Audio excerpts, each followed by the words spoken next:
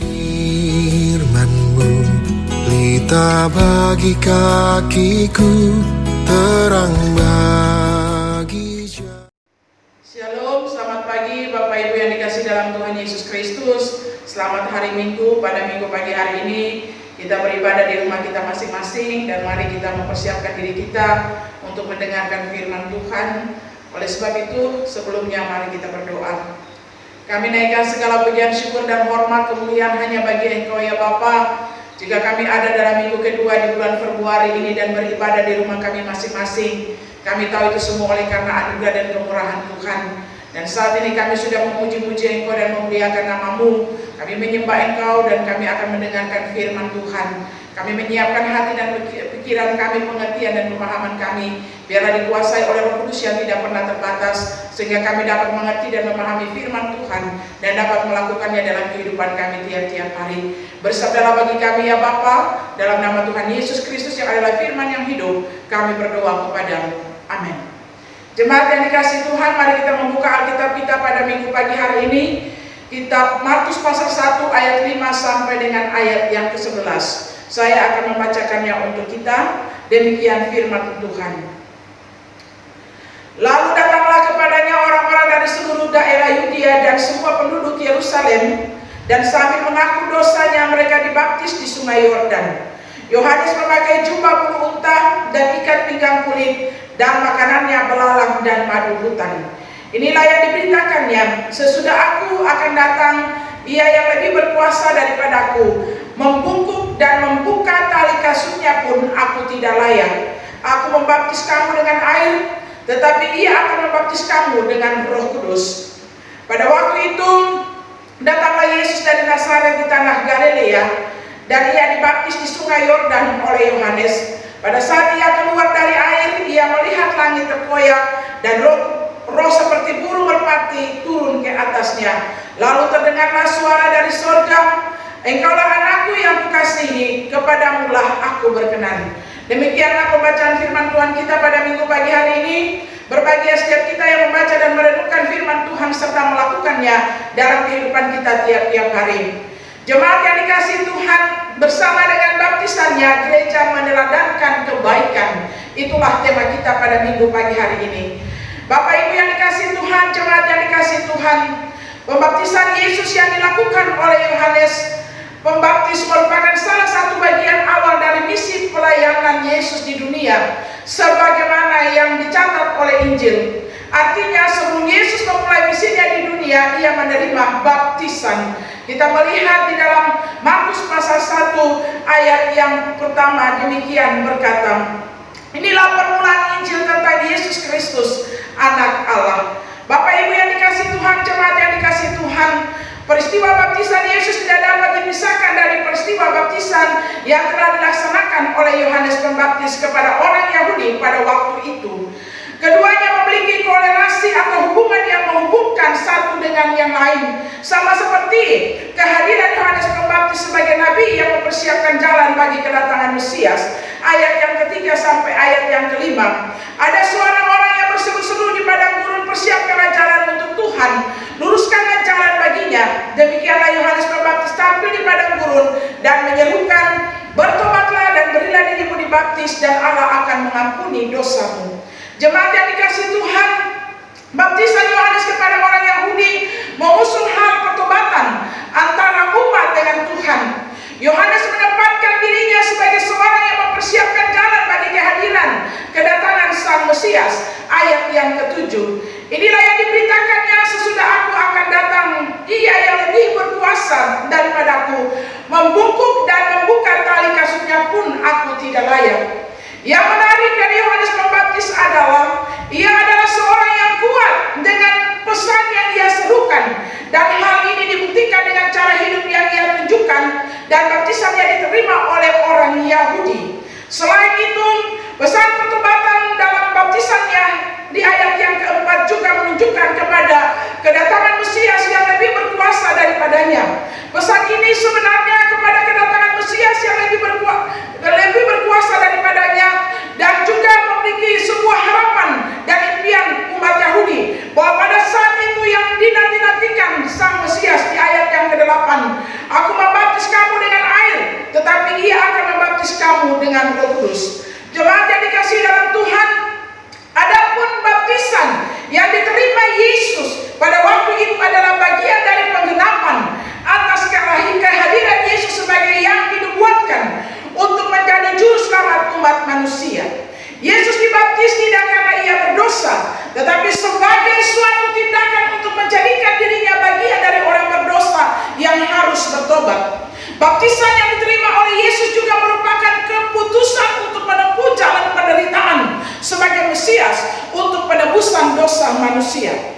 Jemaat yang dikasihi Tuhan, jadi dalam baptisan Yesus ada peneguhan ilahi dan karunia Roh Kudus. Kita melihat dalam Markus pasal 1 ayat 10 sampai dengan ayatnya yang ke-11.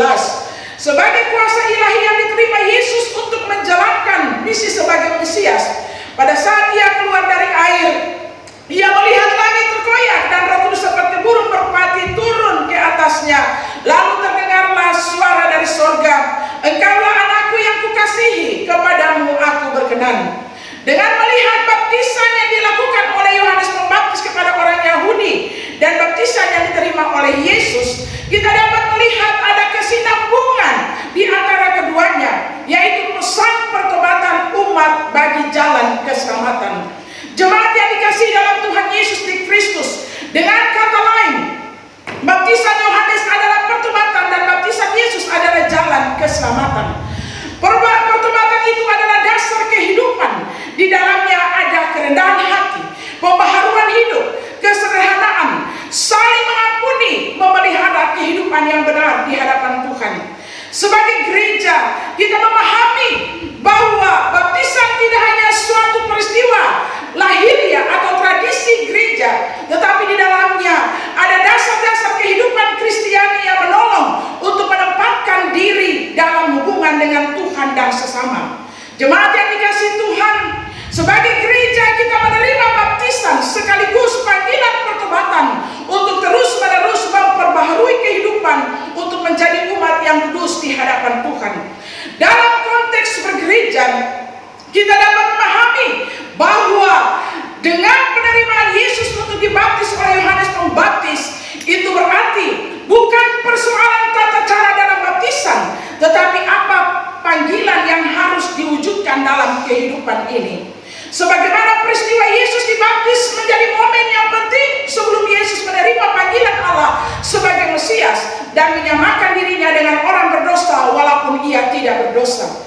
Oleh sebab itu, jemaat yang dikasihi Tuhan, jemaat yang diberkati Tuhan, mari kita wujudkan kebaikan Allah yang telah diberikan dan diteladankan melalui baptisan Yesus sebagai tanda keselamatan untuk menyelamatkan manusia berdosa. Banyak kebaikan Allah yang tidak dapat kita selami dalam kehidupan kita. Kebaikannya nyata dalam perlindungan dan pemeliharaannya yang sempurna. Kebaikannya juga nyata dalam kasih-Nya untuk menyelamatkan manusia berdosa dengan kelahiran anaknya yang tunggal bagi kita, datang untuk menyelamatkan kita, dan barang siapa yang percaya kepadanya tidak binasa melainkan beroleh hidup yang kekal. Jemaat yang dikasihi dalam Tuhan, kebaikannya nyata dalam kuasa-Nya yang tidak pernah terbatas dan dibatasi dengan apapun juga, selalu menguatkan dan menguatkan kita dalam menghadapi pergumulan dan kesesakan. Kebaikannya juga nyata menyembuhkan dan memulihkan mereka yang sakit, menghibur mereka yang berduka cita, dan juga kebaikan nyata dalam mengaruniakan Roh Kudus-Nya kepada kita, menyelamatkan mereka yang tersesat, dan kebaikannya juga mengampuni mereka yang bersalah. Bapak Ibu jemaat yang dikasihi Tuhan, bersama dengan baptisannya, marilah gereja meneladankan kebaikan di mana Allah telah datang ke dalam dunia, memberikan teladan yang harus diteladani oleh gereja atau umat Tuhan di dalam dunia ini. Gereja jangan terus mempersoalkan bagaimana cara membaptiskan orang, siapa yang akan melaksanakannya, melainkan gereja harus mengerti dan memahami makna dari baptisan itu yang harus diterapkan dalam menjalankan amanat agung Tuhan Yesus Kristus dengan tujuan dan panggilan gereja dalam dunia ini. Jadikanlah semua bangsa murid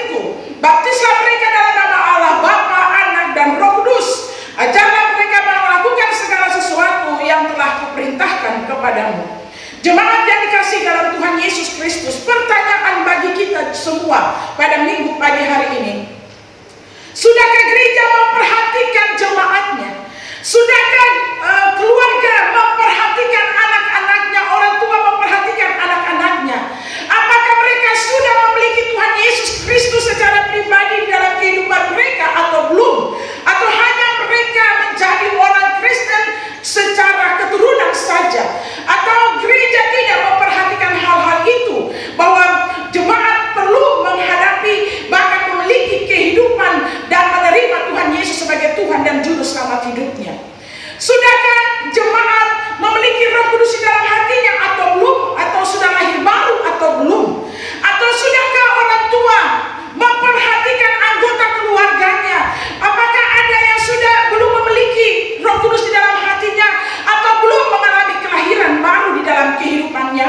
Bapak Ibu yang dikasihi Tuhan, sudahkah jemaat dalam kehidupan keimanannya menghasilkan buah-buah rohani itu dalam kehidupan atau belum?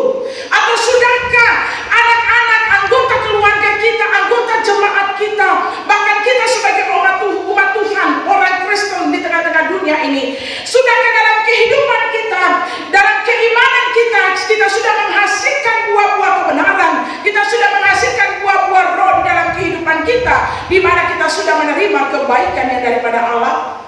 Sudahkah gereja meneladankan kebaikan Allah bagi umatnya atau jemaatnya atau belum?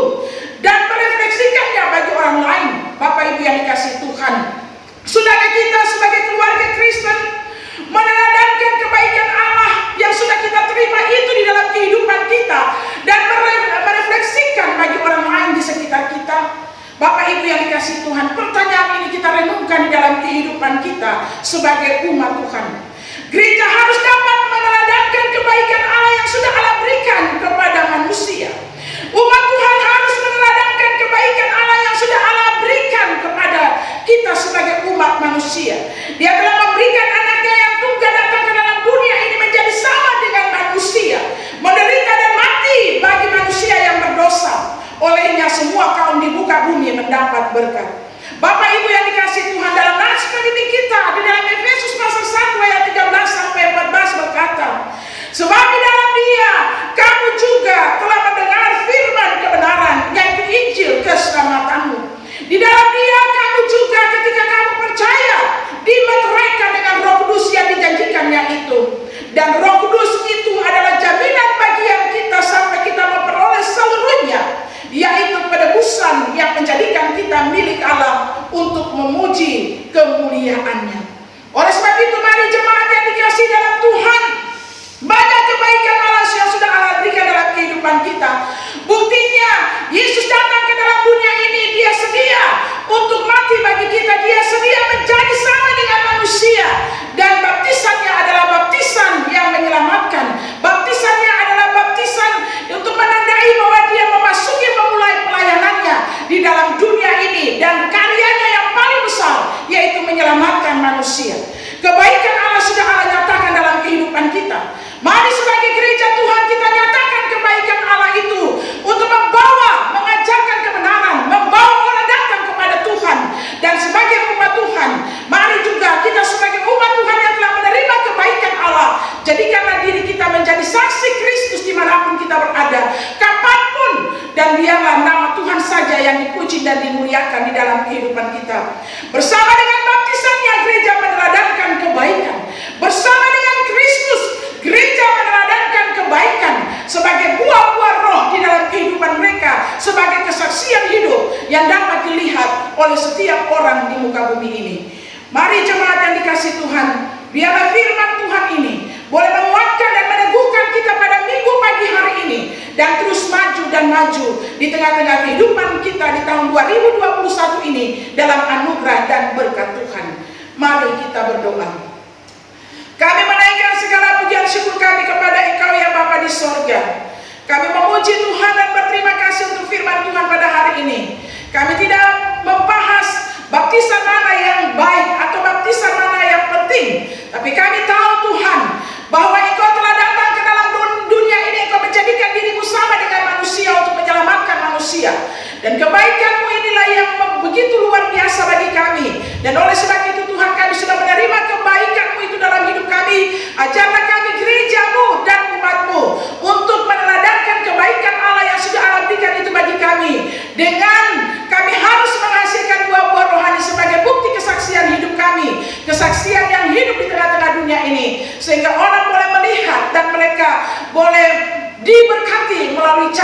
kami. Terima kasih Bapa di sorga. Kami mengucap syukur dan berterima kasih untuk kebenaran firman-Mu, dan biarlah kami menjadi pelaku-pelaku firman Tuhan yang setia dalam hidup kami. Dalam nama Tuhan Yesus kami berdoa.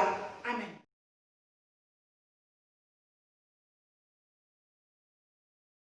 Jemaat yang dikasihi dalam Tuhan Yesus Kristus, masuklah dalam minggu yang baru ini dalam semua aktivitasmu, bersama dengan anggota keluargamu dalam pekerjaanmu, dalam pelayananmu, pendidikan anak-anakmu, dan arahkanlah hatimu kepada Tuhan serta terimalah berkat-Nya.